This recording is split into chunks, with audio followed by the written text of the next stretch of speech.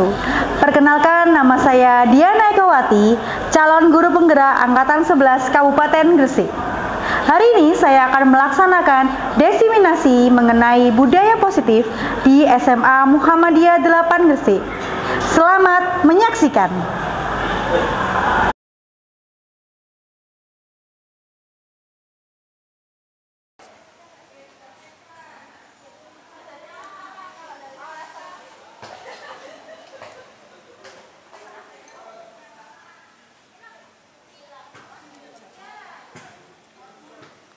Assalamualaikum warahmatullahi wabarakatuh. Waalaikumsalam warahmatullahi wabarakatuh. Alhamdulillahirrahmanirrahim. Wa bihi nasta'in ala umuri dunya waddin. Wassalatu wassalamu ala asrofil anbiya'i wal mursalin wa maulana Muhammadin wa ala alihi wa sahbihi wa man tabi'ahum bi ihsan ila yaumil amma ba'du. Yang kami hormati Kepala SMA Muhammadiyah 8 Cermin Gresik, yang kami hormati Bapak Ibu Guru SMA Muhammadiyah 8 Cermin Gresik, dan yang berbahagia pada kesempatan pagi hari ini, teman-teman calon guru penggerak dari SMA Muhammadiyah 8 Cermin Gresik. Marilah kita panjatkan puji syukur kehadirat Allah Subhanahu wa Ta'ala, karena berkat nikmatnya pada pagi hari ini kita masih bisa berkumpul dalam keadaan sehat walafiat guna mengikuti aksi nyata diseminasi budaya positif dalam rangka pendidikan guru penggerak.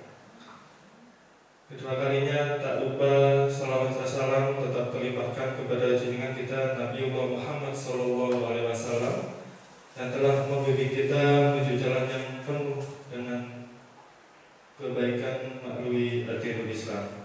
Bapak Ibu yang kami hormati, selaku pembawa acara pada kesempatan pagi hari ini, di sini saya akan bacakan susunan acara. Yang pertama yaitu pembukaan, yang kedua yaitu sambutan kepala sekolah, yang ketiga yaitu penyampaian inti materi budaya positif, yang keempat tanya jawab, lalu yang kelima saran dan penguatan dari Bapak Ibu Guru, yang keenam doa penutup, dan yang terakhir adalah penutupan. Untuk mengawali kegiatan kita pada pagi hari ini, mari kita membaca basmalah bersama-sama. Terima kasih kami sampaikan. Memasuki acara selanjutnya yaitu sambutan Kepala SMA Muhammadiyah 8 Cermin Gresik, yang akan diwakili oleh Bapak Lukman Arif selaku Wakil Kepala Sekolah Bidang Kesiswaan. Kepada beliau kami silakan.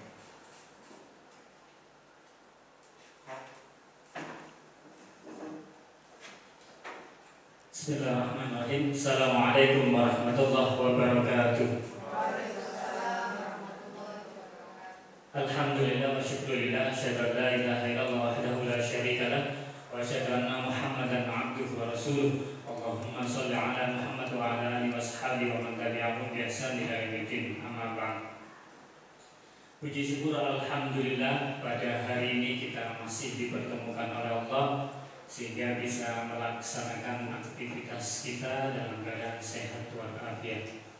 Kedua kalinya salawat dan salam tetap tercurahkan kepada Nabiullah Muhammad SAW berkat perjuangan beliau syariat Islam sampai kepada kita semuanya.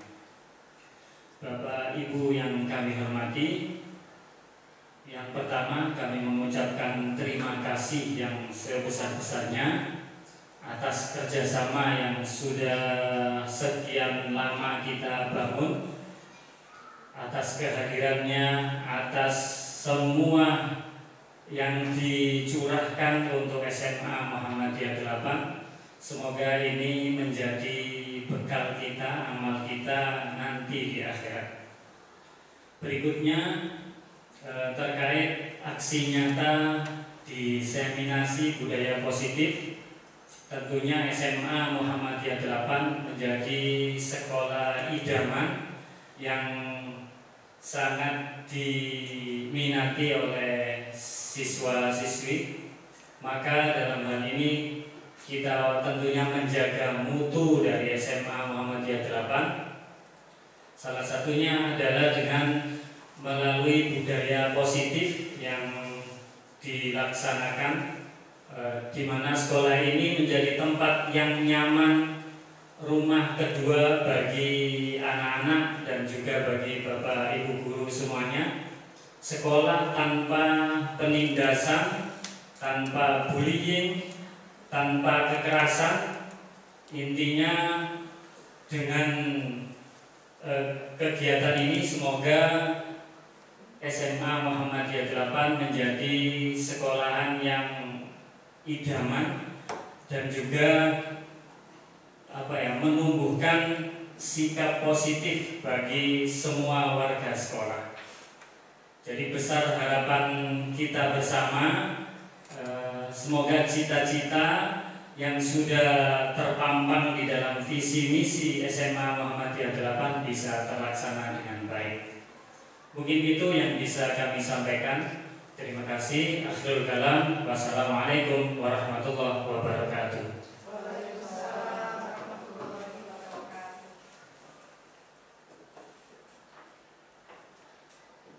Terima kasih kami sampaikan. Memasuki acara inti kita pada kesempatan kali ini, yakni penyampaian materi budaya positif yang akan disampaikan oleh Ibu Diana dan Bu Elis. Kepada Bu Diana dan Bu Elis kami silakan.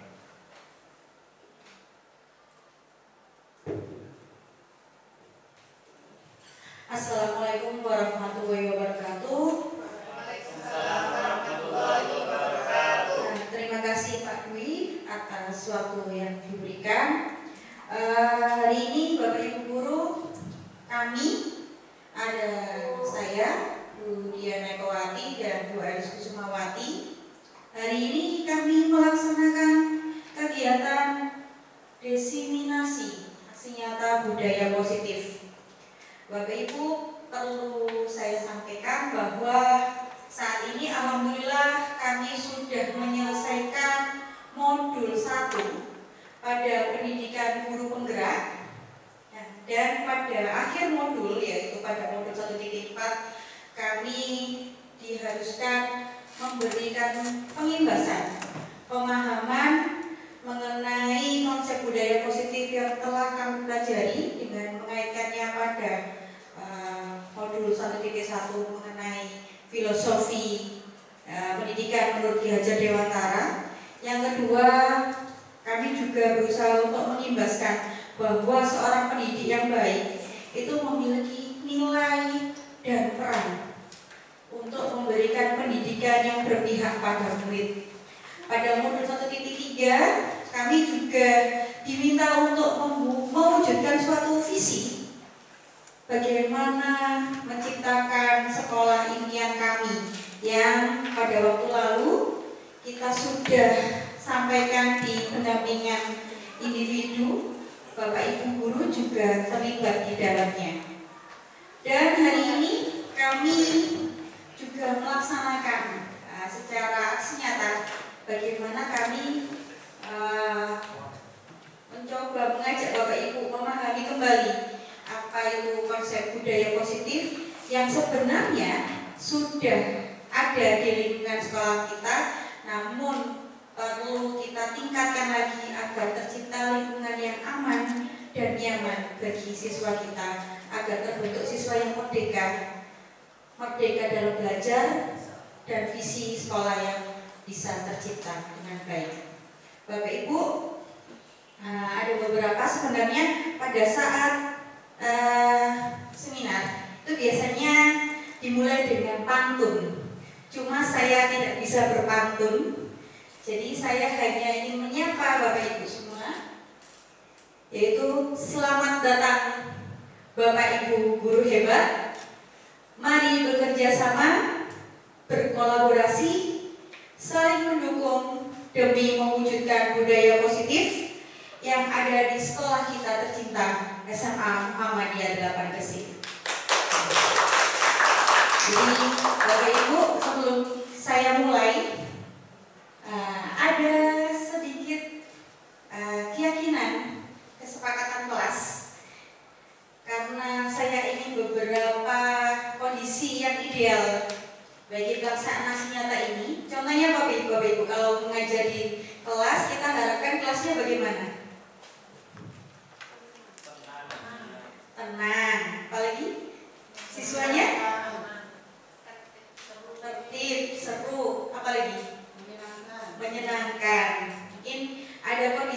hal di mana pada saat ya tanggung jawab. Jadi pada saat kita mengajar di kelas ada kondisi ideal yang kita harapkan ada.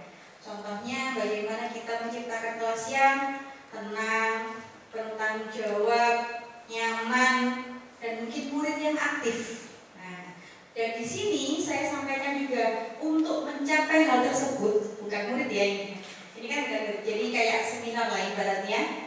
Bagaimana menciptakan suasana yang aktif di antara kami sebagai istilahnya narasumber ya Bapak Ibu ya. Dan Bapak Ibu semua adalah ada beberapa kesepakatan.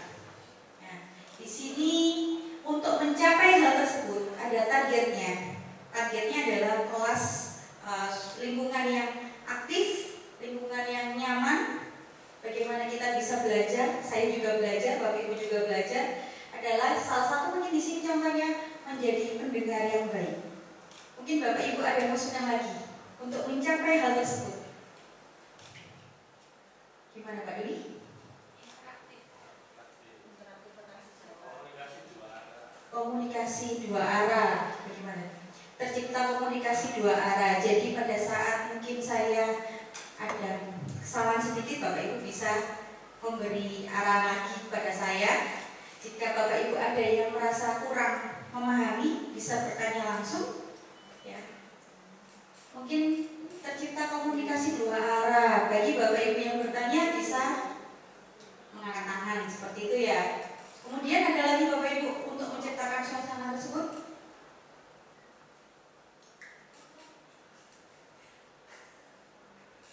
Bagaimana?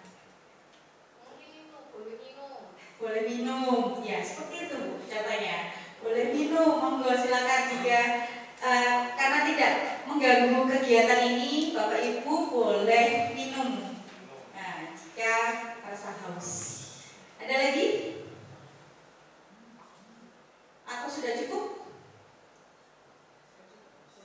Sudah cukup ya. Jadi kita sepakati bahwa pada forum diseminasi ini kita semua yang ada di sini bisa menjadi pendengar yang baik, tercipta komunikasi yang dua arah, berasal dari dua arah, serta boleh minum. Nah, ini kita sepakati bersama. Setuju ya Bapak Ibu ya? Kita lanjutkan. Nah, Bapak Ibu, ini adalah subbab yang kita pelajari hari ini. Yang pertama adalah tentang disiplin positif. Jadi ini adalah rangkaian budaya positif yang diterapkan di sekolah kita. Antara lain disiplin positif, bagaimana kita mempelajari teori motivasi, hukuman dan penghargaan serta restitusi. Bagaimana kita membuat keyakinan sekolah atau kelas. Bagaimana kita memahami juga dalam setiap perilaku manusia itu ada kebutuhan dasar manusia yang menjadikan itu sebuah motivasi. Kemudian ada konsep restitusi berupa 5 posisi kontrol dan segitiga restitusi.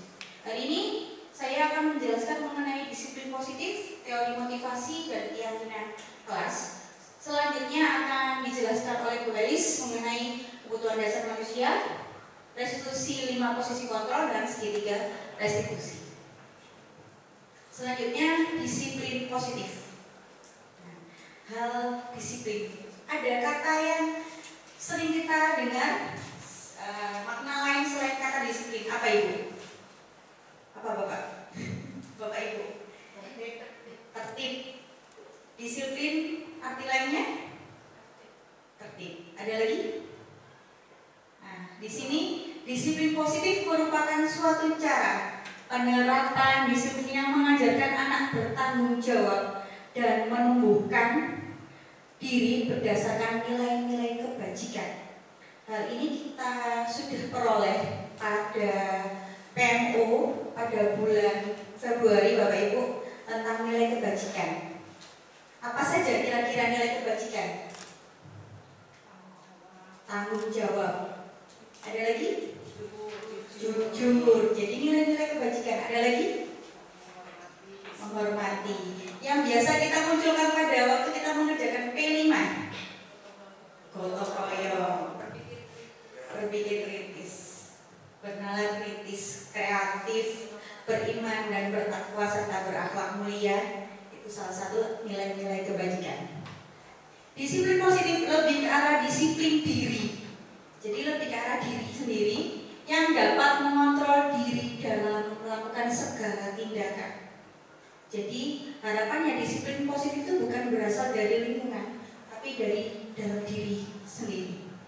Disiplin diri dapat membuat murid memahami dan menyadari berdasarkan motivasi internal. Nah, internal ini ya tadi dari dalam diri sendiri, bukan akibat dipaksa karena ada peraturan tertentu sehingga datang harus tepat waktu biar tidak kena hukuman seperti itu ya. Jadi bukan karena paksaan, bukan karena ingin mendapatkan pujian, atau bukan karena ingin mendapatkan hukuman. Jadi disiplin positif ini lebih ke arah motivasi internal dari dalam diri sendiri. Bagaimana menumbuhkannya konsep ini di dalam diri siswa kita. Nah, ada 6 karakter profil pelajar Pancasila. Harapannya saat siswa kita bisa menerapkan disiplin positif, akan tumbuh karakter profil pelajar Pancasila dalam diri mereka. Yang pertama, beriman bertakwa kepada Tuhan Yang Maha Esa. Ada rasa mandiri, karakter berkebinekaan global, bergotong royong, kreatif, dan bernalar kritis. Kita masuk ke teori hukuman dan penghargaan restitusi. Di depan Bapak Ibu sudah kami sampaikan beberapa lembar LKPD ya mengenai hukuman dan restitusi. Namun sebelumnya saya akan menjelaskan tentang 3 motivasi perilaku manusia. Ada 3 motivasi dalam diri. Sebenarnya ini berasal dari keyakinan diri Bapak Ibu. Jadi seseorang dapat berperilaku itu karena ada keyakinan dalam diri. Contohnya, siswa itu mudah sekali terlambat. Kenapa? Karena merasa nggak apa-apa kok, lambat itu nggak apa-apa. Jadi dia dengan ibaratnya tidak merasa bersalah atau bagaimanapun, dia tetap terlambat. Kenapa? Karena yang ada di sekitar kita adalah sebuah hukuman, dan hukuman itu tidak bisa memberi cerah pada siswa. Maka dia akan terlambat terus, diulangi terus. Kenapa? Karena tidak ada motivasi dalam dirinya untuk tepat waktu. Nah, ada motivasi untuk menghindari kenyamanan atau hukuman. Seperti itu. Jadi ada seperti mungkin contohnya ada siswa masuk tepat waktu biar tidak dihukum. Masuk tepat waktu biar tidak dihukum. Untuk mendapatkan imbalan atau penghargaan dari orang lain. Contoh, siswa itu belajar biar dapat peringkat 1, biar dapat beasiswa. Itu penghargaan. Jadi dia akan belajar karena dia ingin mendapatkan penghargaan, bukan karena dia butuh. Nah, itu contoh perilaku manusia karena dia ingin belajar. Yang ketiga, untuk menjadi orang yang mereka inginkan dan menghargai diri sendiri dengan nilai-nilai yang mereka percaya. Jadi ada perasaan, kenapa kok saya harus belajar? Karena saya butuh ilmunya, misal seperti itu. Karena saya punya tanggung jawab sebagai murid, bahwa murid itu tugasnya belajar. Itu kan konsep awalnya ya. Bukan karena saya ingin peringkat 1. Bukan, karena tugas saya, tanggung jawab saya adalah belajar. Contoh seorang guru, mengapa saya harus hadir tepat waktu di kelas? Nah, itu salah satu adalah mengapa Ibu? Jadi pertanyaan ini, mengapa Bu Isyad harus masuk tepat waktu di kelasnya? Gimana Bu Isyad jawabannya? Ada nih?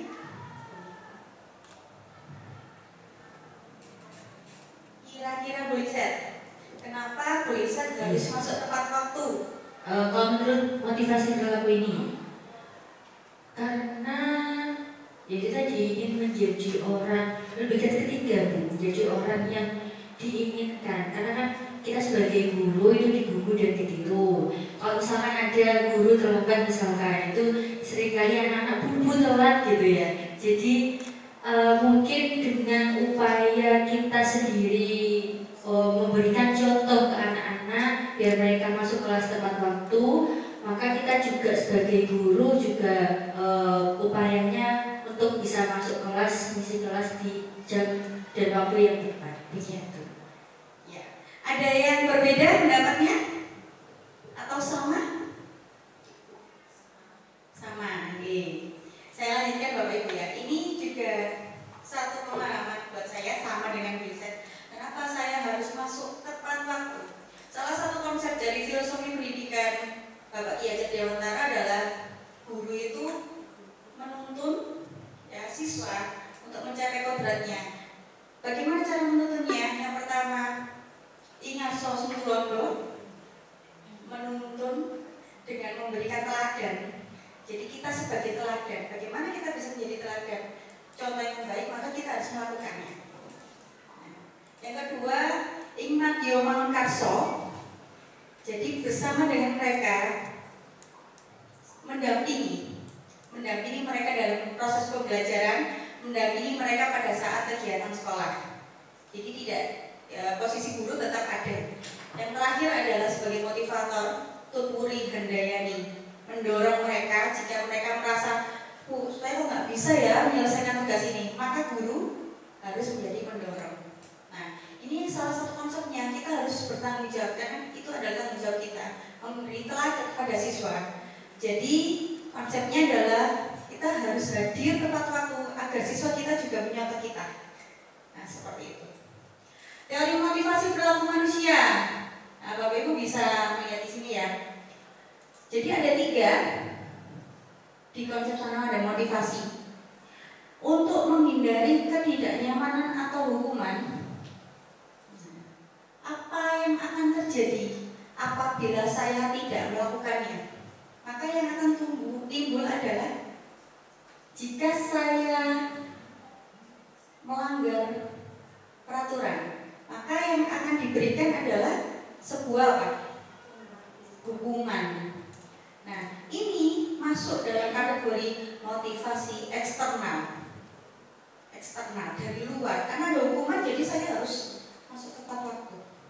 Yang kedua, untuk mendapatkan imbalan dari orang lain atau institusi, saya harus menyelesaikan misal ada tugas ya, saya harus menyelesaikan tugas ini biar nanti Misica ngasih saya coklat di kelas, ada seperti itu ya, penghargaan. Itu adalah masuk motivasi eksternal. Dan yang terakhir, untuk menghargai diri sendiri. Jadi saya nggak mau dibilang guru yang bolosan seperti itu ya, karena itu menurunkan harga diri saya. Ya, jadi saya harus masuk ke kelas setiap waktu saya mengajar. Seperti itu. Menghargai diri sendiri biar saya layak untuk disebut sebagai guru. Karena ingin disebut layak sebagai guru yang bisa menjadi contoh teladan bagi siswanya. Jadi motivasi internal. Merdeka. Jadi kenapa kok motivasi ini sebenarnya masuk ke dalam kemerdekaan Bapak Ibu semua? Jadi harapannya pada waktu kita belajar budaya positif akan tercipta murid yang merdeka. Merdeka dalam segala hal. Konsep merdeka menurut Ki Hajar Dewantara adalah merdeka itu artinya tidak hanya terlepas dari perintah, cakap buat memerintah diri sendiri. Jadi memerintah diri kita sendiri, bukan diperintah ya, atau bukan memerintah seperti itu. Nah, dihukum oleh penghargaan. Ini yang baru saya pelajari kemarin Bapak Ibu. Penghargaan ternyata menghukum konsepnya. Jika ada siswa kita kalau nggak juara 1, dia akan pasti sedih. Sudah terbiasa peringkat 1 dari SD mungkin. Pada waktu di SMA dia nggak peringkat 1, dia kan kecewa, menyalahkan diri sendiri. Bukan penghargaan yang didapat, tapi sebuah hukuman. Dia merasa itu adalah sebuah hukuman pada saat dia nggak mencapai apa yang diharapkan, karena dia sudah terbiasa dengan penghargaan itu. Jadi dihukum oleh penghargaan, bahwa penghargaan berlaku sama dengan hukuman dalam arti meminta atau membujuk seseorang melakukan sesuatu untuk memenuhi suatu tujuan tertentu. Pengaruh jangka pendek dan jangka panjangnya, penghargaan merusak hubungan. Ya, ada suatu penghargaan yang merusak hubungan. Contohnya bagaimana Bapak Ibu? Bagaimana guys? Mungkin teman yang satu diberi penghargaan, satunya tidak, atau satu diberi beasiswa, satunya tidak, akhirnya kan hubungan mereka menjadi rendah. Agak jauh, satunya dikasih satunya dikasih penghargaan, padahal mungkin dia sama-sama menjalankan hal yang sama, ternyata satunya dikasih penghargaan, satunya enggak. Renggang akhirnya hubungannya. Yang kedua, penghargaan mengurangi ketepatan. Jadi tidak tepat sasaran berarti ya. Harusnya menjadi motivasi, ternyata tidak menjadi motivasi dia untuk lebih baik lagi. Penghargaan tidak efektif, penghargaan menurunkan kualitas. Jadi kayak kreativitas ya, penghargaan mematikan kreativitas. Banyak hal ya. Penghargaan yang menghukum seperti yang saya sampaikan tadi, bahwa saat dia tidak mencapai hal tersebut itu sebagai hukuman bagi dia. Karena harusnya dia mendapat penghargaan, malah dia tidak mendapatkan, jadi disebut hukuman.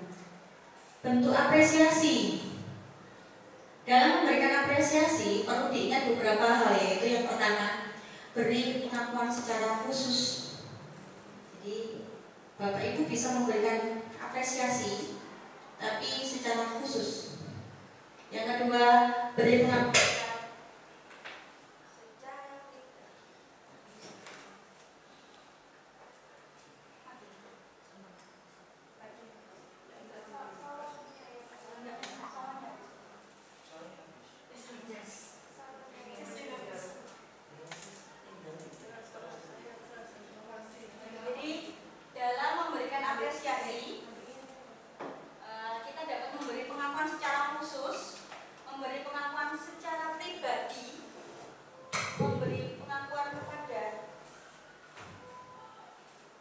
semua murid. Jadi bisa kita atur bahwa semua murid itu pasti mendapat suatu apresiasi ya, secara bergantian, memberi pengakuan secara konsisten, dan yang terakhir fokus pada prosesnya.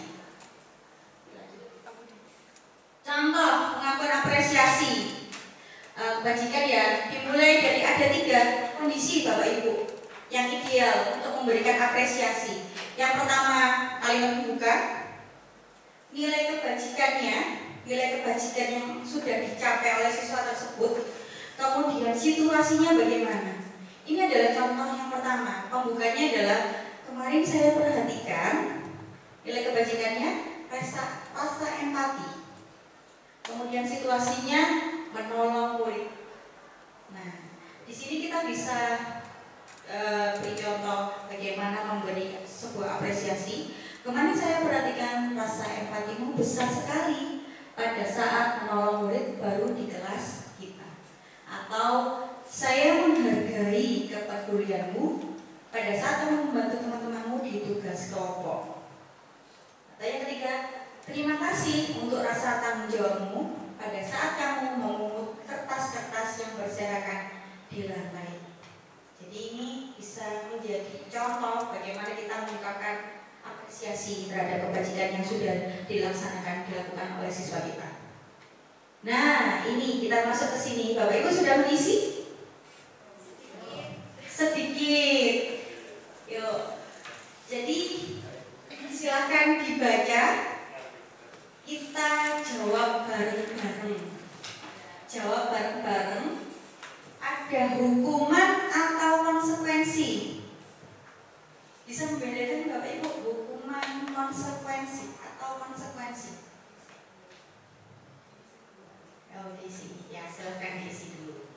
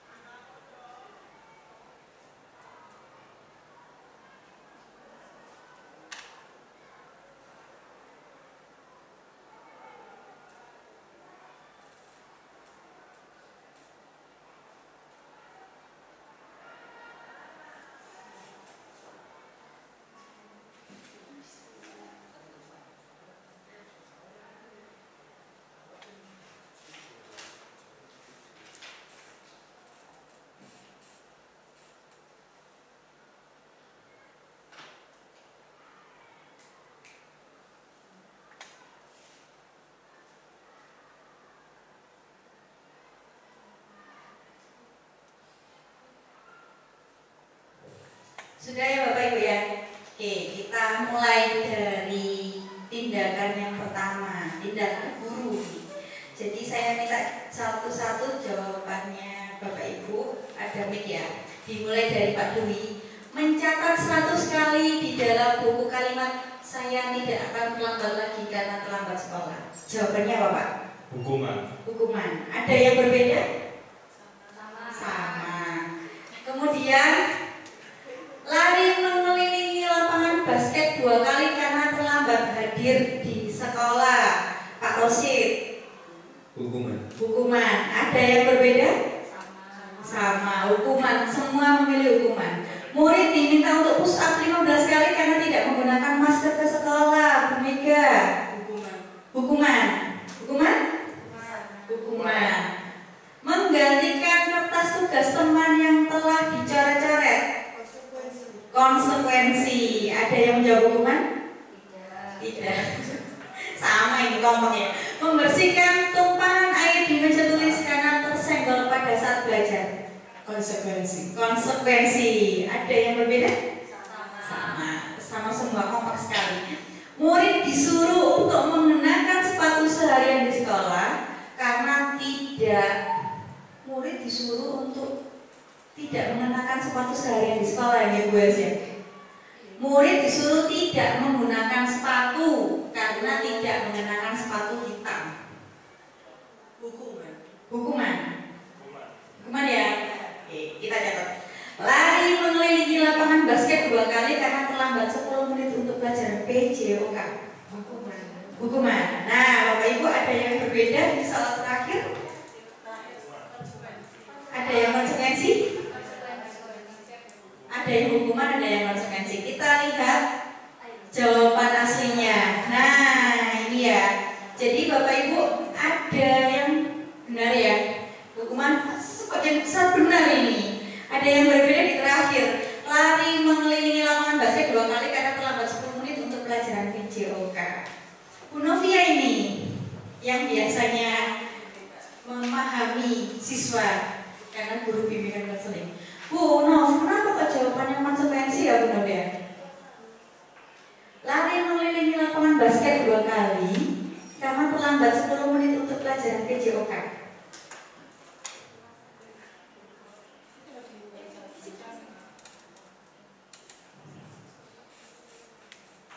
Ya, kita simak penjelasan dari Bu Novia.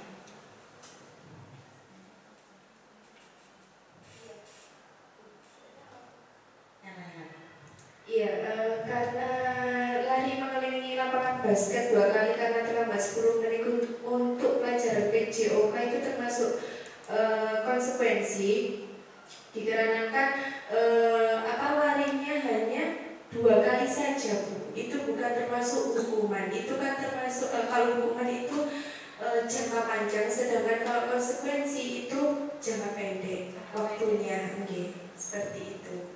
Ada lagi penjelasan yang lain yang menjawab konsekuensi? Jadi bisa seperti itu karena konsekuensi itu jangka pendek. Kalau saya mengapa kok konsekuensi karena pada saat itu dilaksanakan pelajaran PJOK. Jadi mengganti pembelajaran yang dia tinggalkan. Konsekuensinya karena dia tidak mengikutinya. Bapak Ibu, perbedaan hukuman dan konsekuensi di sini sudah bisa dilihat ya Bapak Ibu ya. Hukuman itu sesuatu yang menyakitkan, sedangkan konsekuensi sesuatu yang harusnya terjadi. Harusnya dia melaksanakan kegiatan pembelajaran PJOK, ternyata dia tidak ikut. Akhirnya dia konsekuensinya ya tetap mengikuti pelajaran PJOK dengan lari 2 kali tadi. Membuat anak sakit kalau hukuman itu. Kalau konsekuensi membuat anak merasa tidak nyaman dalam jangka waktu pendek. Hukuman kebanyakan anak akan mengganggu kedisiplinan, tetapi kalau konsekuensi anak akan lebih menghargai kedisiplinan tersebut. Hukuman bersifat paksaan mendorong anak menyakiti diri sendiri, mengkonsep dua dirinya buruk. Anak belajar untuk menyembunyikan kesalahan dan merasa marah, merasa bersalah, dipermalukan dan tidak dihargai. Sedangkan konsekuensi konsep diri lebih baik ya. Anak belajar untuk mematuhi peraturan dan anak kehilangan hak, dibuat tidak nyaman, diasingkan untuk sementara. Sebenarnya konsekuensi itu tahapannya masih agak lumayan ya. Dari seharusnya konsep yang diberikan adalah restitusi. Selanjutnya, apa itu restitusi? Restitusi ini adalah harapan pada saat kita melaksanakan disiplin positif yang seharusnya pada saat siswa kita melakukan kesalahan. Itu konsep restitusi yang diberikan, yaitu menciptakan kondisi bagi murid untuk memperbaiki kesalahan mereka sehingga mereka bisa kembali pada kelompok mereka tanpa ada rasa malu. Tadi kebanyakan anak kalau dihukum itu malu, dan untuk menghindari tersebut ada konsep restitusi agar mereka dapat kembali ke kelompok mereka dengan karakter yang lebih kuat. Restitusi juga merupakan proses kolaboratif yang mengajarkan murid untuk mencari solusi untuk masalah mereka.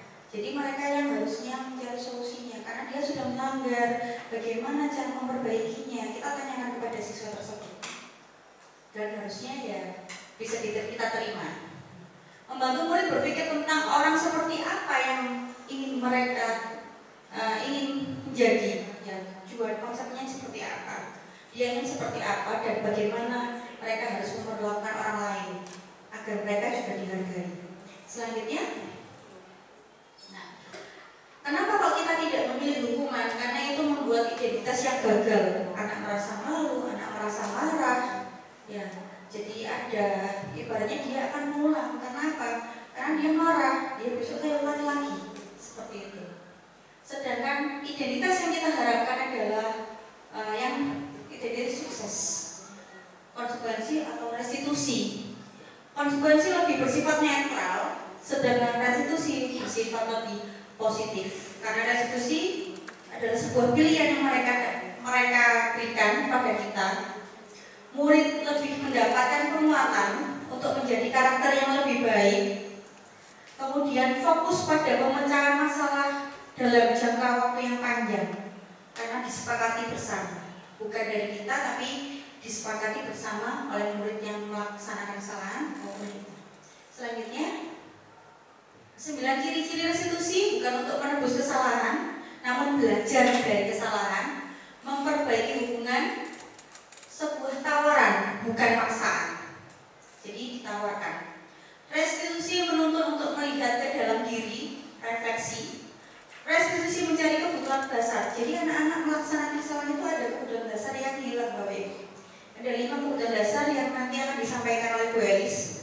Jadi ada alasan di belakangnya pada saat dia melakukan kesalahan, dan itu perlu kita ketahui. Restitusi fokus pada karakter bukan tindakan. Restitusi fokus pada solusi dan bisa mengembalikan murid yang berbuat salah pada kelompoknya tanpa tadi ada rasa malu dan lainnya. Nah, ini kita sudah terapkan di keyakinan sekolah, namun belum maksimal ya. Sebenarnya belum maksimal kalau saya lihat. Karena pada waktu kemarin saya loka, sebenarnya ada tahapan yang agak panjang untuk melaksanakan keyakinan kelas itu, yang seharusnya ada 5 tahapan, Bapak Ibu. Cuma saya sampaikan beberapa. Next. Mengapa harus keyakinan kelas? Mengapa tidak peraturan saja? Kembali ke motivasi tadi, Bapak Ibu. Motivasi yang kita harapkan untuk setiap perilaku siswa adalah motivasi dari diri yang positif. Jadi harapannya bukan peraturan dari sepihak, tapi keyakinan yang harus ada dalam diri siswa agar dia berperilaku sesuai motivasi yang diyakini. Seperti itu. Mengapa kita memiliki peraturan harus menggunakan helm bila mengendarai kendaraan roda 2? Kenapa kita harus pakai helm, Bu? Takut hilang. Harusnya keselamatan yang dipilih. Ya, nilai kebajikannya harus keselamatan. Dia selamat, bukan karena takut ditilang ya oleh polisi. Mengapa kita memiliki peraturan harus datang tepat waktu? Tanggung jawab. Nah, nilai kebajikan seperti ini yang harus ditanamkan ke siswa. Kenapa harus tepat waktu? Karena itu tanggung jawab saya. Kenapa harus pakai helm? Karena dia selamat di perjalanan. Nah, jadi keyakinan ini yang harusnya ada dalam diri siswa agar mereka tidak melanggar peraturan, melanggar keyakinan mereka. Jadi mendukung motivasi untuk mendukung motivasi internal tersebut, kembalikan ke nilai keyakinan diri yang ada dalam diri siswa. Keyakinannya apa kita tanyakan dan kita sepakati. Maka jika mereka melanggar peraturan, ditanyakan dulu keyakinannya apa. Seperti itu. Lanjut. Nah, dimulai dari peraturan kelas yang sebenarnya sudah ada. Contoh di awal tadi saya sudah membuat keyakinan kelas dengan Bapak Ibu semua. Harapannya dimulai dari bagaimana kelas itu aktif, bagaimana kelas itu nyaman. Ini yang diberikan ke kelas. Bagaimana bisa menciptakan kelas yang nyaman.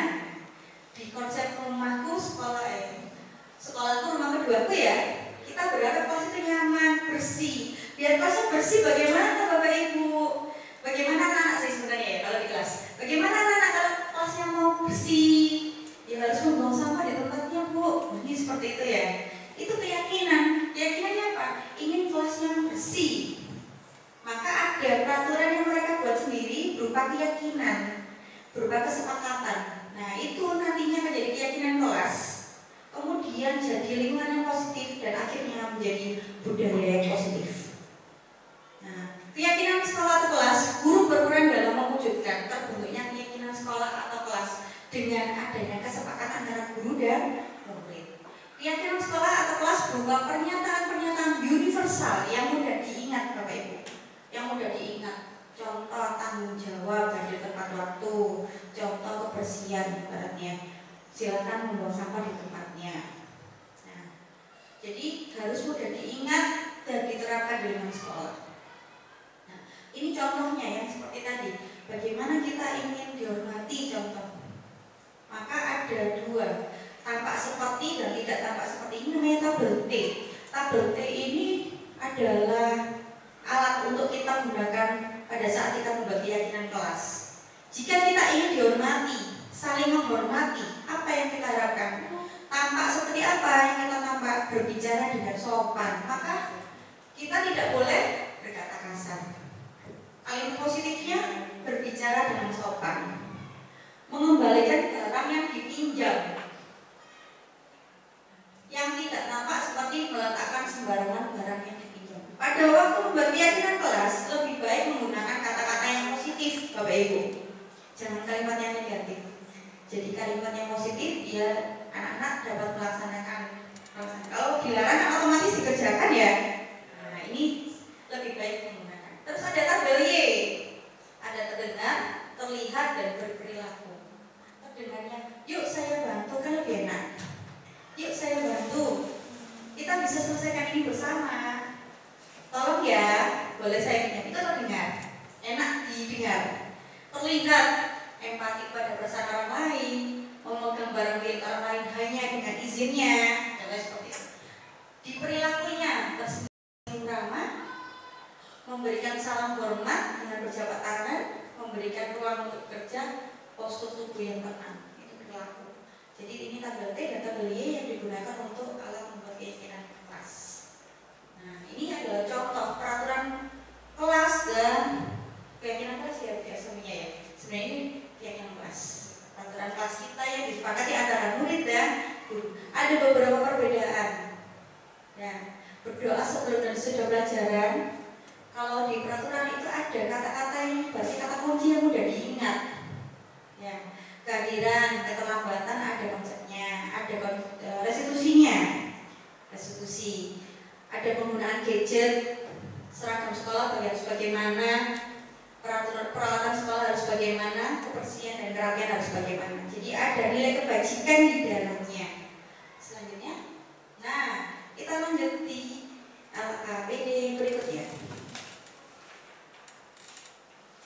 Menurut Bapak Ibu, nilai kebajikan apa yang timbul pada saat kita membuat peraturan seperti sudah dicoba ya Bu?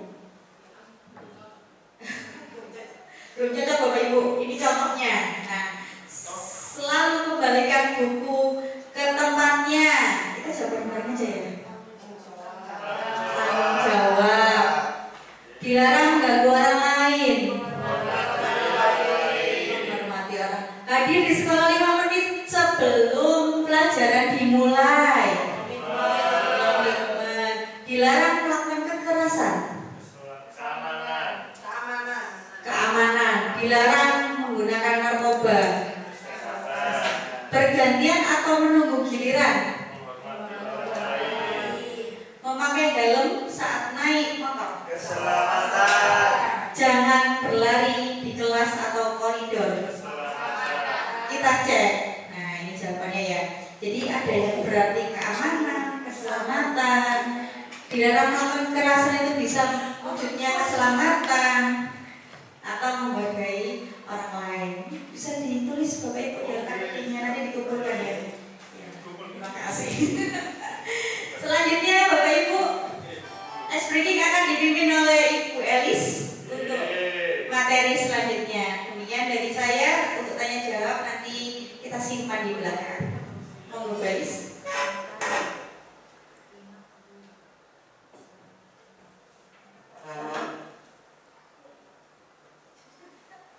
Sudah selesai semua Bapak Ibu? Ya, Assalamualaikum warahmatullahi wabarakatuh. Tetap semangat semuanya, nggih. Semangat. Nah, sambil menulis diselesaikan nanti ada video yang kita main tebak gambar. Kalau tadi Bu Diana ini motivasi, kalimat motivasi, saya tebak gambar power nih. Monggo bisa disimak videonya. Nah, rulesnya fokus dan tidak boleh tidak fokus. Dilarang berkedip dan perhatikan gambarnya.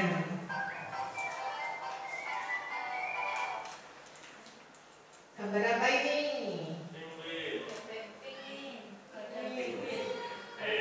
Apa ini? Nanti atasnya ada ini. Tutup apa ini? Kucing, kucing. Ada yang kucing, ada yang penguin, ada yang gorila. Mari kita lihat.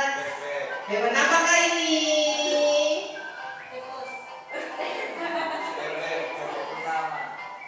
Satu, dua.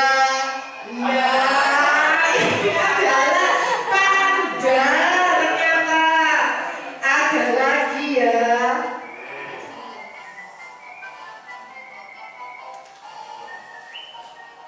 Hewan apa ini? Ada yang gorila, ada yang singa. Ini apa ini? Kita lihat apa ini ya? Dinosaurus. Nah, ya.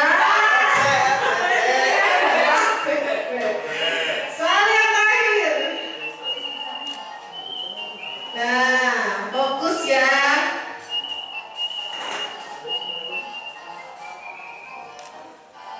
Apa ini? Stop dulu. Paus Bu Diana. Balik Bu Diana. Sebentar.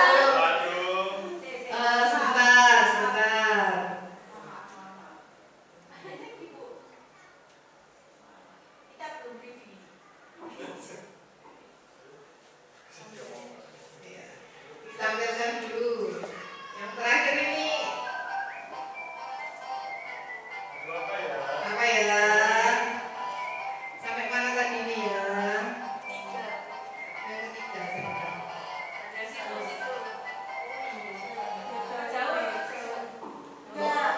Oh, oke. Nggak bisa escape.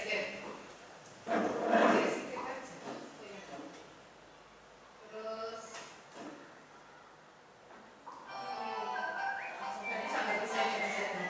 Gak apa-apa.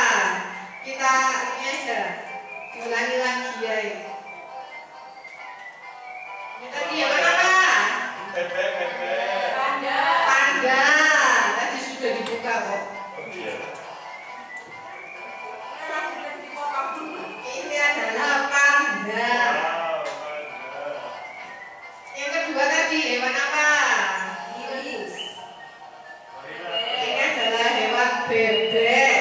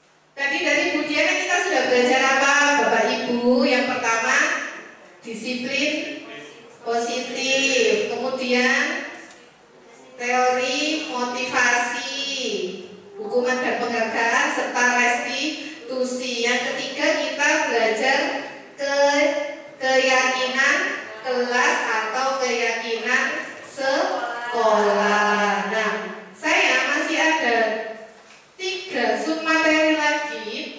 Yang pertama adalah kebutuhan dasar. Nah, ketika seorang siswa melakukan suatu perbuatan yang bertentangan dengan nilai-nilai kebajikan atau melanggar peraturan, hal itu sebenarnya dikarenakan mereka gagal memenuhi kebutuhan dasar mereka. Jadi ada kebutuhan dasar yang belum terpenuhi. Next. Nah, ini adalah kebutuhan dasar manusia nih Bapak Ibu. Ada 5 kebutuhan dasar. Yang pertama yang ada di tengah adalah survival atau kebutuhan untuk bertahan hidup. Kebutuhan ini meliputi kebutuhan akan makanan, air, tempat tinggal, pakaian, dan keamanan. Yang kedua ada kebutuhan akan kasih sayang dan rasa diterima. Itu meliputi rasa cinta, kasih sayang, penerimaan, dan hubungan sosial. Yang ketiga, kebutuhan akan fun atau kesenangan. Jadi kebutuhan tentang pengalaman yang menyenangkan dan memuaskan. Kemudian yang keempat adalah freedom, kebutuhan akan kebebasan, meliputi kebutuhan akan otonomi, pilihan, dan kontrol atas kehidupannya sendiri. Dan yang terakhir adalah power, kebutuhan akan penguasaan. Jadi rasa berdaya, mampu, dan berpengaruh. Nah, kita studi kasus nih Bapak Ibu. Bu Yuni, di sini ada Bu Yuni. Bu Yuni guru wali kelas dari kelas 10-1 sedang bingung menghadapi ulah salah satu murid di kelasnya, yaitu Albab. Beberapa anak telah mengeluhkan Albab yang seringkali meminta bekal makan siang dengan paksa. Jika Anda menghadapi situasi seperti yang Bu Yuni ini, apa yang akan Anda lakukan? Menurut Bapak Ibu, kira-kira alasannya Albab itu apa? Kalau kita menengok dari kebutuhan dasar tadi, apa Bapak Ibu? Apa Pak Dwi? Menurut Pak Dwi, Albab itu kenapa kok Albab itu mengambil bekal temannya secara paksa? Untuk bertahan hidup. Oke, bisa untuk bertahan hidup. Kalau Bu Mega, gimana Bu Mega? Menurut Bu Mega, kenapa Albab melakukan itu? Merebut bekal secara paksa? Karena makanan adalah salah satu kebutuhan dasar manusia. Mungkin karena Albab ini tidak membawa bekal. Iya, akhirnya. Oke, siap. Terima kasih Bu Mega. Jadi bisa jadi karena Albab itu ingin makan, lapar gitu Pak Dwi. Oke. Jadi Bapak Ibu, jika kita menemui kasus seperti ini, maka kita harus cari apa sebenarnya alasan dari Albab. Alasannya bisa macam-macam. Next. Alasan yang pertama. Nah, sama ini seperti yang diungkapkan oleh Pak Dwi dan Bu Mega. Jadi Albab itu lapar dan orang tuanya tidak membawakan bekal makan siang. Otomatis kebutuhannya berusaha dipenuhi. Albab itu kan survival karena lapar, karena ingin bertahan hidup. Itu alasan yang pertama. Alasan yang kedua, next. Alasan kedua, karena dia merasa senang, jadi teman-temannya kan jadi memperhatikan. Ambil bekal temannya, memperhatikan. Dan ketika temannya melaporkan tindakannya kepada guru, gurunya memberitahu orang tua, sehingga orang tuanya jadi memperhatikan. Orang tuanya kan jadi perhatian, kenapa kok kamu ngambil bekal temanmu Bang? Maka kebutuhan dasar yang sedang ingin dipenuhi Albab itu adalah kasih sayang dan rasa diterima. Bisa jadi Albab itu kurang diperhatikan. Nah, itu alasan yang kedua. Alasan yang ketiga, next Bu Diana. Nah, karena temannya jadi takut, kan berkuasa dia.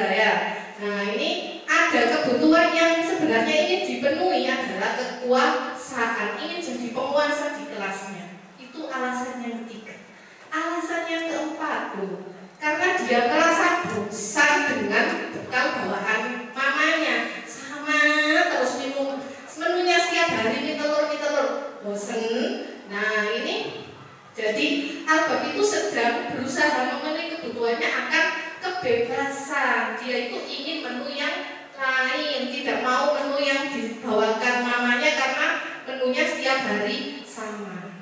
Terakhir, nah, alasan yang kelima bisa jadi dia melakukannya karena iseng, kemudian dia itu senang lihat teman-temannya itu merasa dizolimi, merasa takut, merasa sedih karena bekalnya diambil. Nah, albab itu berarti sedang berusaha memenuhi kebutuhan akan kesenangan. Nah, begitu ya Bapak Ibu. Jadi anak melakukan satu perbuatan, dia pasti punya alasan.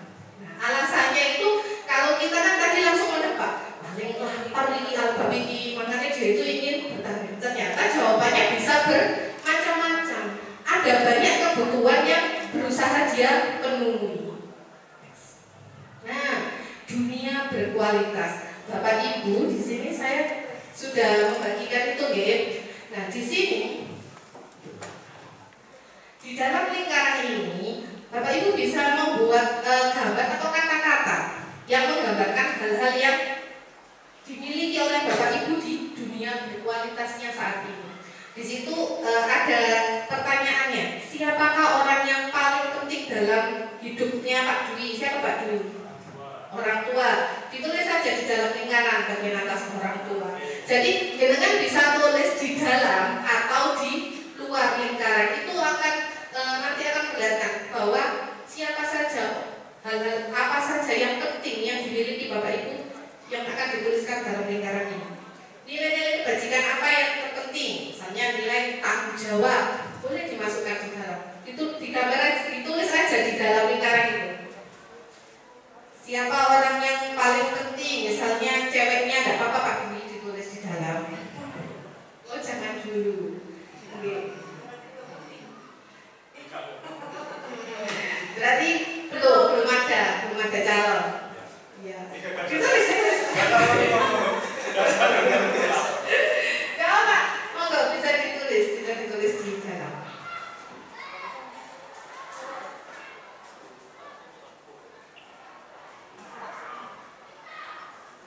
Di situ apa pekerjaan ideal bagi Anda? Monggo bisa dituliskan di dalam lingkaran.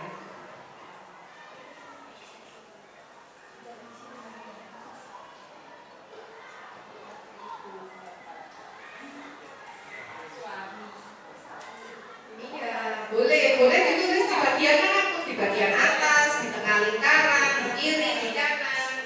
Yang pasti jika itu memang penting bagi Bapak Ibu, silakan ditulis di dalam lingkaran itu.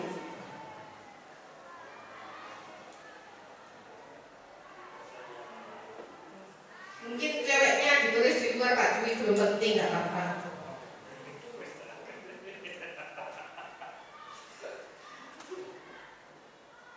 Itu bisa di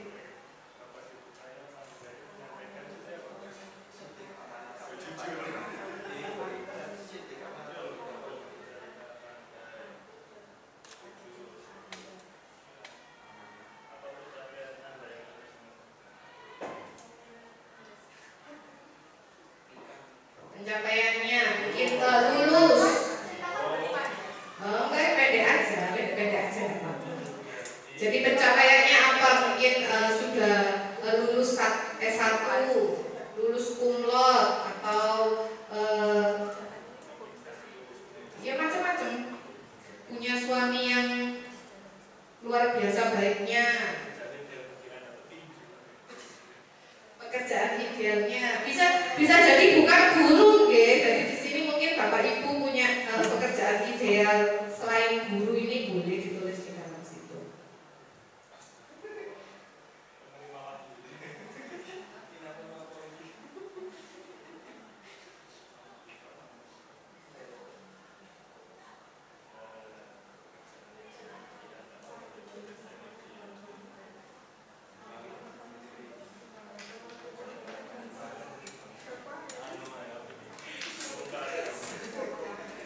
Oke, terima kasih ya Bapak Ibu sudah menjawab. Kemudian nanti next. Nah,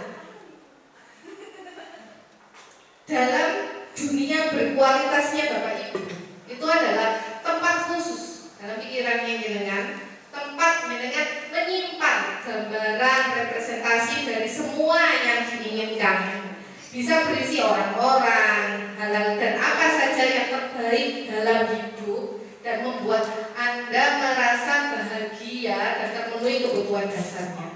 Kenapa kita menulis dalam dunia purpose? Bagaimana penerapannya kepada siswa? Nah, murid itu juga mempunyai gambaran dunia berkualitas.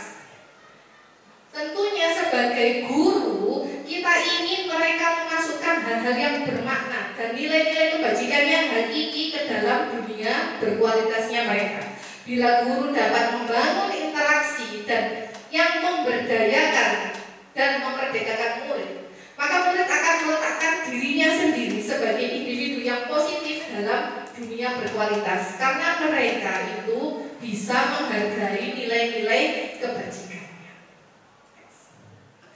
Selanjutnya, restitusi 5 posisi kontrol. Kalau tadi sudah dijelaskan oleh Bu Diana tentang restitusi itu sendiri, maka di sini ada restitusi 5 posisi kontrol. Guru itu punya 5 posisi kontrol di sekolah. Yang pertama, itu guru sebagai penghukum. Yang kedua, guru sebagai pembuat merasa bersalah. Yang ketiga, guru itu juga bisa sebagai teman. Guru sebagai pemantau juga bisa. Yang terakhir, guru sebagai manajer. Nah, lembaran ini sudah diterima oleh Bapak Ibu semuanya. Nah, ini adalah 5 posisi kontrol. Karena kecil sekali sudah saya mau dibagikan Bu Diana. Ketika guru sebagai penghukum, yang guru berbuat adalah menghardik, menunjuk-nunjuk, menyakiti, menyindir, itu berarti posisi guru sebagai penghukum. Kalimat yang dikatakan biasanya, kalau kamu tidak melakukannya, awas ya, itu sebagai penghukum. Hasilnya apa ke siswa? Siswanya akan memberontak. Kalau dihukum seperti itu, siswanya akan memberontak. Nah, kaitannya dengan dunia berkualitas, murid akan meletakkan jenengan itu di luar lingkaran. Jadi bukan termasuk orang-orang yang penting dalam hidup. Jenengan ditaruh luar dalam dunia berkualitas apabila posisi kita sebagai penghukum. Murid akan berkata, biarkan saja, nanti juga marah-marah lagi, atau waduh, marah-marah terus. Nah, seperti itu. Dan dampaknya pada murid apa? Murid akan selalu mengulangi lagi kesalahan yang sama ketika guru pada posisi penghukum. Yang kedua, guru itu sebagai pembuat rasa bersalah. Jadi gurunya seperti apa? Ceramah terus. Misalnya gini, gurunya berkata, kamu itu sudah tahu, ibu itu loh pegel, lelah, balik macet dari kecewa. Nah, itu guru sebagai pembuat rasa bersalah. Hasilnya apa? Hasilnya ya muridnya hanya menyangkal, bukan, berbohong lagi.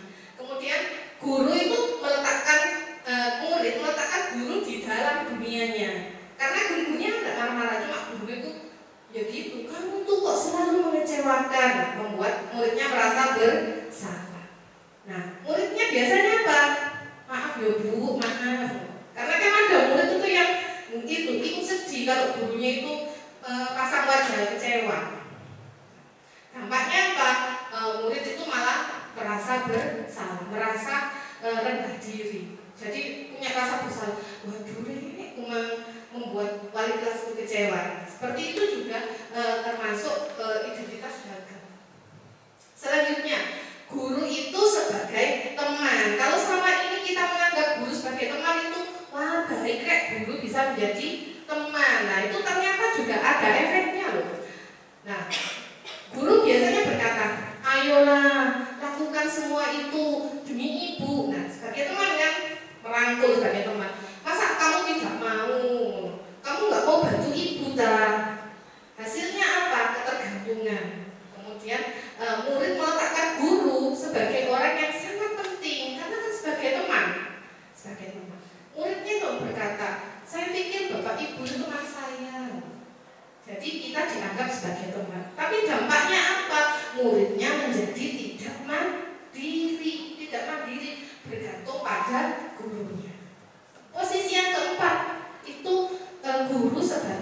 pemantau. Jadi biasanya gini, apa peraturannya? Tugasnya sudah selesai, bagian pemantau. Hasilnya menyesuaikan diri hanya bila dipantau atau bila diawasi gurunya saja. Itu hasilnya. Kemudian murid meletakkan guru, peraturan dan hukum di dalam dunia berkualitas. Jadi guru itu cuma ngomong peraturan. Peraturannya apa? Kamu kalau nggak ngerjakan nanti tahu kan hukumannya apa. Nah itu hasilnya pada murid itu murid menitik beratkan pada sanksi atau hadiah. Jadi nanti kalau saya nggak mengerjakan nanti saya pasti gitu. Kalau saya mengerjakan tepat waktu, waduh pasti dapat bintang ini, pasti dapat hadiah. Nah itu posisi pemantau. Dan yang terakhir, yang paling penting ini adalah guru memposisikan sebagai manajer. Jadi kita itu mengajukan pertanyaan-pertanyaan yang menuntut siswa untuk mencari jati dirinya. Apa yang kita yakini? Apa yang bisa kamu kerjakan untuk memperbaiki masalah ini? Nah, itu posisi guru sebagai manajer. Hasilnya apa? Bisa menguatkan pribadi murid. Murid meletakkan dirinya sebagai individu yang positif. Jadi dirinya yang diletakkan sebagai individu positif yang memiliki nilai-nilai kebajikan di dalam dunia berkualitasnya. Muridnya pasti tambah mikir, bagaimana caranya saya bisa memperbaiki. Jadi bukan guru yang menyelesaikan, guru hanya memandu, menuntun untuk menyelesaikan, murid menyelesaikan sendiri. Dampaknya muridnya bisa evaluasi, bisa memperbaiki dirinya sendiri. Nah, Bapak Ibu semua, kira-kira jenengan sudah di posisi mana sekarang? Masih campur. Bu Putri sudah di posisi mana kalau dari 5 posisi ini? Sudah pernah berperan sebagai apa saja ini? Bu Vivi sudah di posisi mana ini? Sudah pernah memposisikan semua ini? Ya, dari penghukum, pembuat rasa bersalah, teman, pemantau, manajer. Sudah pernah semuanya. Bu Yuni, kita kan sudah di posisi mana Bu Yuni ini? Pinginnya sudah di posisi yang manajer. Jadi memang Bapak Ibu, kita semua mulai dari sekarang karena kita sudah tahu apa efeknya kepada siswa. Nah, makanya kita mulai memperbaiki diri, kemudian memposisikan kita semuanya di posisi manajer. Jadi kita mulai meninggalkan posisi-posisi sebagai penghukum, pembuat rasa bersalah, posisi sebagai teman, posisi hanya sebagai pemantau. Maka kita akan berusaha bersama-sama berada pada posisi manajer. Next. Nah ini, monggo bisa diisi. Ketika ada saya kecewa sekali dengan kamu. Ini siapa yang mengatakan? Guru sebagai apa ini? Saya kecewa sekali sebagai membuat rasa bersalah. Kamu tidak pernah benar melakukannya sebagai ya apa? Ada yang membuat rasa bersalah, ada yang menghukum. Ayolah lakukan demi ibu. Sebagai apa? Sebagai teman. Apakah kamu mau mendapatkan stiker bintang hari ini? Bagaimana kamu bisa menyelesaikan masalah ini? Manajer. Kamu selalu yang paling terakhir. Kita lihat. Nah, kamu selalu yang paling terakhir itu sebagai penghukum. Kamu tidak pernah benar melakukannya itu sebagai penghukum. Jadi hanya menyalahkan. Kalau membuat rasa bersalah itu biasanya efeknya ke kita. Jadi kita ini itu nggak berwajah antagonis, tapi berwajah melas. Ya ampun, kamu tuh selalu mengecewakan. Nah, seperti itu membuat rasa bersalah. Berulang-ulang dikecewakan, dibalen-baleni, ya itu bahasa kita. Nah itu membuat rasa bersalah. Nah, di antara kelima posisi tadi, memang seorang guru itu sebaiknya menggunakan posisi sebagai manajer. Sebagai manajer, guru dapat berbuat sesuatu bersama. Jadi bukan mendikte, tapi bersama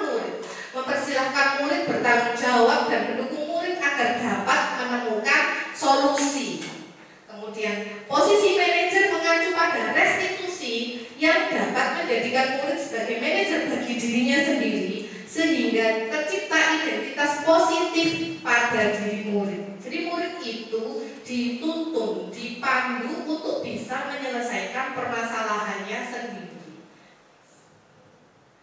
Nah, ini sebab yang terakhir tentang segitiga restitusi. Puncak dari modul 1.4 budaya positif ada pada segitiga restitusi. Ada 3 tahapan dalam segitiga restitusi. Yang pertama, menstabilkan identitas. Yang kedua, memvalidasi tindakan yang salah. Dan yang ketiga, menanyakan keyakinan. Menstabilkan identitas untuk membuat anak yang merasa gagal karena berbuat salah menjadi positif pada terhadap dirinya sendiri. Jadi anak melakukan kesalahan, otomatis dia itu kan merasa dirinya itu aku itu tidak berguna, merasa kecewa pada dirinya. Nah, tugas kita adalah menstabilkan identitas. Bagaimana caranya? Bisa dibilang tidak apa-apa, setiap manusia itu pasti pernah berbuat salah. Nah, seperti itu. Tidak ada manusia yang sempurna. Kita pasti bisa menyelesaikan permasalahan ini. Ini adalah menstabilkan identitas. Tahapan pertama dalam menyelesaikan permasalahan siswa. Ketika seorang siswa terlambat dalam 1 bulan, mungkin dia 30 kali terlambat, full, ulang lebih ya, dalam 30 sekolah setiap hari. Nah, mungkin dia lebih dari 10 kali terlambat dalam 1 bulan. Nah, itu kan dia merasa dirinya itu, wah, kesalahanku besar sekali. Apa nanti aku pasti dikeluarkan. Nah, rasa-rasa takut seperti itu, maka tugas kita yang pertama adalah menstabilkan identitasnya. Nah, jadi apakah kamu bersikap baik pada dirimu sendiri? Bapak Ibu tidak tertarik dengan masalahmu, kekecewaan kamu. Bapak Ibu itu lebih tertarik untuk menyelesaikan masalah ini. Jadi distabilkan identitasnya. Next. Selanjutnya, validasi tindakan yang salah, membantu murid mengenali kebutuhan dasar yang ini dipenuhinya. Tadi ada 5 kebutuhan dasar itu ya. Ketika melakukan kesalahan itu, pada dasarnya setiap tindakan manusia tujuannya adalah memenuhi kebutuhan dasar. Apakah itu penguasaan, apakah itu kebebasan, apakah itu kasih sayang atau kesenangan, ataupun kebutuhan bertahan hidup. Gurunya biasa berkata, kamu bisa saja melakukan hal yang lebih buruk, tapi kamu tidak melakukannya kan? Kamu pasti punya alasan mengapa kamu melakukannya. Apa yang penting bagi kamu? Nah, seperti itu. Maukah kamu belajar cara lain untuk mendapatkan yang kamu butuhkan tanpa harus mengukur? Jadi memvalidasi tindakan yang salah. Next. Yang terakhir, menanyakan keyakinannya. Dikembalikan lagi kepada keyakinan. Anak melihat kesalahannya dihubungkan dengan norma sosial dan nilai-nilai yang mendasari manusia berinteraksi dengan orang lain.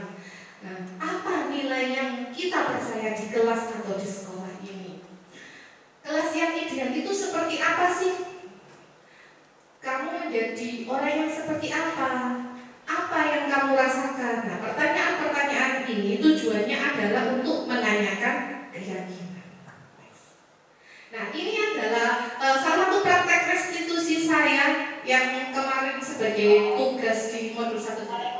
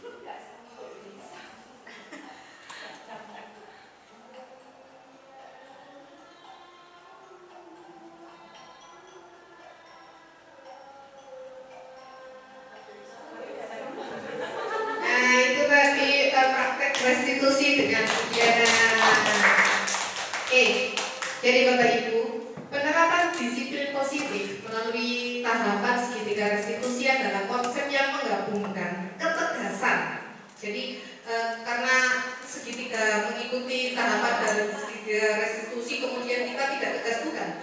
Tapi itu adalah menggabungkan konsep ketegasan dengan penghargaan terhadap pertumbuhan pribadi dan kesejahteraan emosional. Ini membantu individu menjadi lebih berkomitmen, lebih berkembang, dan lebih bahagia dalam kehidupan mereka. Dengan menerapkan disiplin positif melalui tahapan segitiga restitusi sebagai upaya kita, para pendidik dan orang tua dalam mengantarkan siswa menuju kesuksesan yang berkelanjutan. Nah, demikian materi yang bisa saya sampaikan.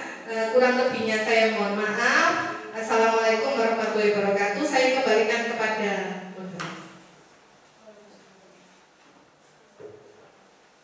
Oke, Bapak Ibu, kita beri tepuk tangan dulu untuk Bu Diana dan Bu Elis yang sudah memberikan kita banyak pengetahuan berkaitan dengan budaya positif.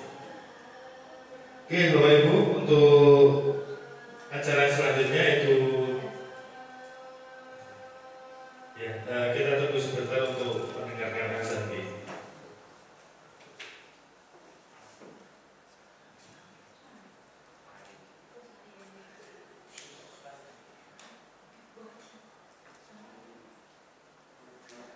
Baik Bapak Ibu, kita buka sesi tanya jawab. Untuk tanya jawab saya buka 2 pertanyaan saja.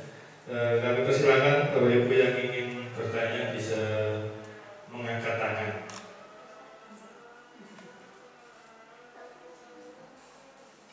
Jadi 2 pertanyaan, kita disampaikan dulu pertanyaannya, baru nanti dijawab di akhirnya.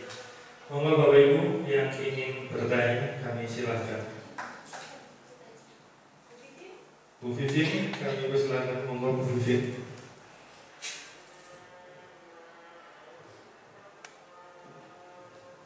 Baik, terima kasih kesempatannya. Sudah cukup jelas sekali yang telah dipaparkan oleh Bu Elis dan Bu Diana. Cuma memang saya ingin lebih ke benang merah dari apakah konsep restitusi dapat digunakan dalam permasalahan pada setiap siswa, seperti itu. Baik, terima kasih. Baik, terima kasih Bu Vivin. Pertanyaannya sudah cukup jelas nih Bu Diana dan Bu Elis. Kita lanjut ke pertanyaan yang kedua. Kami silakan Bapak Ibu yang ingin bertanya. Terima kasih waktu yang sudah diberikan. Singkat saja pertanyaannya. Setiap kali kita menangani siswa atau memberikan restitusi, kadang-kadang siswa itu mengulang dan mengulang. Nah, jika pengulangannya sampai 2-3 kali, tindakan apa yang harus kita lakukan? Terima kasih. Baik, terima kasih Bu Yuni. Sudah cukup jelas Bu Elis dan Bu Diana. Jadi ada 2 pertanyaan berkaitan dengan segitiga restitusi. Jadi berkaitan dengan materi kita di akhir.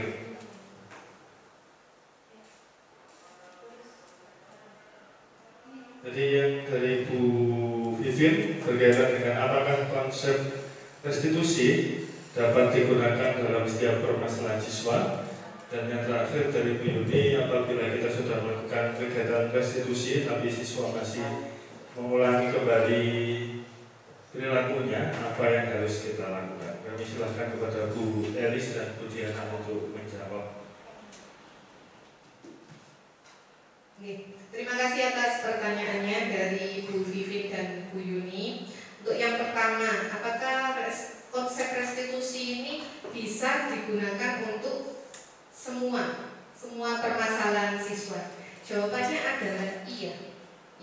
Kenapa bisa digunakan? Karena restitusi sendiri itu kan kita menyelesaikan permasalahan siswa berdasarkan kebutuhan dasar apa yang ingin dipenuhi oleh siswa tersebut. Konsep kebutuhan dasar tadi kan ada 5, yaitu kebutuhan untuk kesenangan, bertahan hidup, cinta kasih, kemudian penguasaan, kemudian ada kebebasan. Nah, karena dari situ melalui restitusi ini kita bisa menggali apa sebenarnya permasalahannya. Kenapa siswa melaksanakan itu? Permasalahan apapun yang penerapan segitiga restitusi. Nah, untuk itu tugas ini kalau menurut saya bukan hanya harus dikuasai oleh guru bimbingan konseling saja, tapi oleh semua guru. Karena permasalahan dalam pembelajaran pun kita bisa selesaikan dengan restitusi. Misal ada siswa yang tidur di kelas kita, maka kita akan tanya, kenapa dia tidur? Apa sebenarnya alasannya tidur? Nah, dari situ kita akan bisa mencari apa solusinya supaya dia tidak tidur di kelas. Bisa jadi pembelajaran kita ini membosankan. Bisa jadi anak ini tuh senangnya itu memang bukan di pelajaran kita. Nah, dari situ kita bisa menemukan solusinya. Begitu Bu Vivi. Untuk pertanyaan selanjutnya dijawab oleh Bu Diana. Terima kasih atas pertanyaan dari Bu Yuni. Bagaimana saat kita sudah melaksanakan restitusi dan ternyata siswa tersebut melanggar lagi kesalahan yang sama berulang kali? Bagaimana yang harus kita lakukan? Jawabannya adalah tetap melakukan segitiga restitusi, Bu Yuni. Jadi sebenarnya mengapa kita harus melaksanakan segitiga restitusi? Jika itu dilaksanakan lagi kesalahannya, maka ada poin yang terlupa. Yang pertama, mungkin kita lupa bahwa keyakinan sekolah itu belum sampai ke hati siswa. Kita belum memahami kebutuhan dasar. Contoh seperti tadi, video Faris itu lebih identik kebebasan. Jadi dia kepingin bebas, maka kita perlu yakinkan bahwa bebas itu ada batasannya. Dan apabila siswa itu tetap melanggar, maka dia sebenarnya pengen bebas, tapi belum tahu bagaimana cara membatasinya. Ada motivasi internal dan motivasi eksternal. Motivasi internal ini belum masuk ke dalam diri siswa, maka perlu kita ulangi terus sehingga tumbuhlah motivasi tersebut dalam diri siswa, sehingga jadi keyakinan diri mereka untuk memperbaiki itu seperti itu. Jadi perlu kita ulang, kita tahu sehingga kita bisa menerapkan bahwa kebutuhan apa sih sebenarnya dalam diri siswa yang hilang, yang mereka butuhkan. Kita coba gali. Kalau memang itu hilang, maksudnya terulang terus, maka sebenarnya kita belum sampai ke kebutuhan tersebut. Bagaimana kita bisa menyelesaikan kebutuhan siswa tersebut? Nah, itu perlu kita ulang terus sampai berhasil. Nah, ini tentu saja menjadi inti kesabaran dari Bapak Ibu guru semua. Bagaimana menerapkan budaya positif ini. Harapannya tentu saja jika disiplin positif ini terlaksana dengan baik, maka lingkungan sekolah kita akan aman, nyaman, murid kita akan lebih merdeka. Nah, seperti itu. Sehingga kita bisa memberikan pembelajaran yang berpihak pada murid sesuai dengan filosofi Ki Hajar Dewantara. Seperti itu, Bu. Terima kasih. Saya kembalikan ke Bapak Moderator.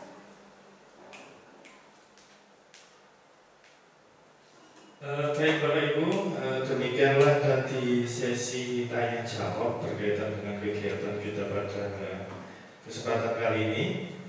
Untuk agenda yang selanjutnya yaitu doa yang akan dipimpin oleh Pak Rosid. Kepada Pak Rosid kami silakan.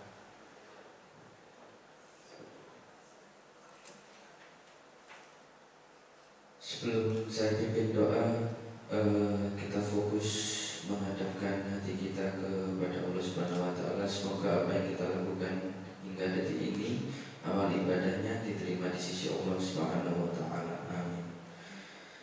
A'udzu billahi minasyaitonir rajim. Bismillahirrahmanirrahim. Alhamdulillahirabbil alamin. Hamdan syakirin, hamdan naimin, hamdan yu'ani amahu wa yukafi'u mazidan.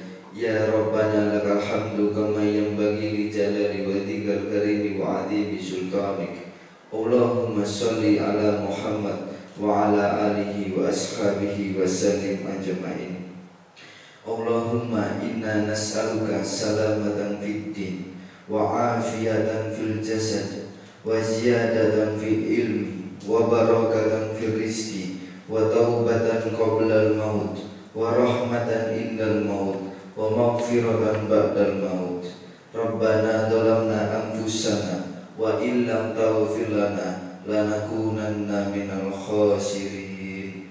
Rabbana la tada' lana dhanban illa ghafartahu wa la hamman illa farajtahu wa la daynan illa qadaitahu wa la hajatan min hawaijid dunya wal akhirah illa qadaitaha ya arhamar rahimin. Allahumma inna nas'aluka ilman khairan nafi'an wa rizqan halalan tayyiban wa amalan mutaqabbalan. Rabbana atina fid dunya hasanah wa fil akhirati hasanah wa qina adzabannar. Fasubhana rabbika rabbil izzati amma yasifun wa salamun alal mursalin walhamdulillahi rabbil alamin. Al-Fatihah.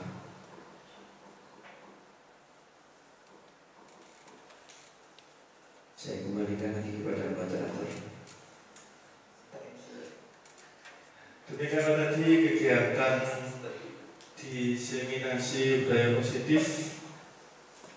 Semoga ilmu-ilmu yang diberikan dapat bermanfaat dan dapat kita implementasikan dalam kehidupan kita.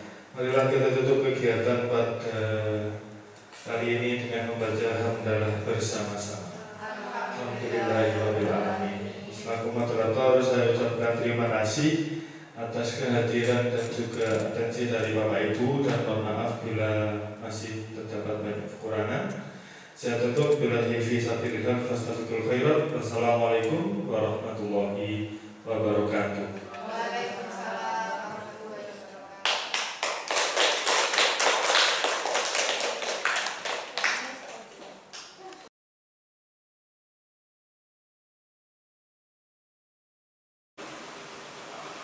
Assalamualaikum warahmatullahi wabarakatuh. Perkenalkan, saya Novia Wahyu Nuria, pengajar di SMA Muhammadiyah 8 Gresik.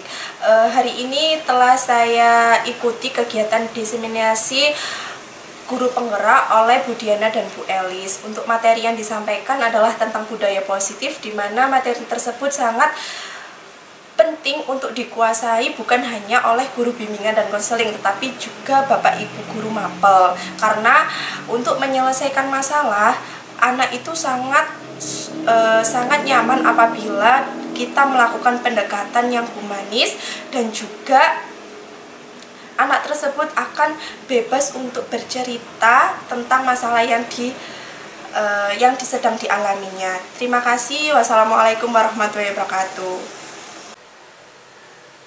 Assalamualaikum warahmatullahi wabarakatuh. Saya Bu Lisat Ayuni, guru BK SMA Muhammadiyah 8 Gresik. Pada kesempatan kali ini saya telah mengikuti kegiatan seminar oleh Bu Elis Kusumawati dan Bu Diana Ekawati yang mengambil tema diseminasi positif. Saya rasa seminar diseminasi positif ini merupakan pengalaman yang sangat berharga dan memberikan banyak wawasan bagi saya, terutama dalam pengaplikasian pekerjaan saya sebagai guru BK SMA Muhammadiyah 8 Cermin Gresik, sehingga saya berharap nantinya dapat berkontribusi lebih baik dalam menciptakan lingkungan yang lebih positif, lingkungan yang lebih inklusif pada anak-anak SMA Muhammadiyah 8 Cermin Gresik. Sekian dari saya. Wassalamualaikum warahmatullahi wabarakatuh.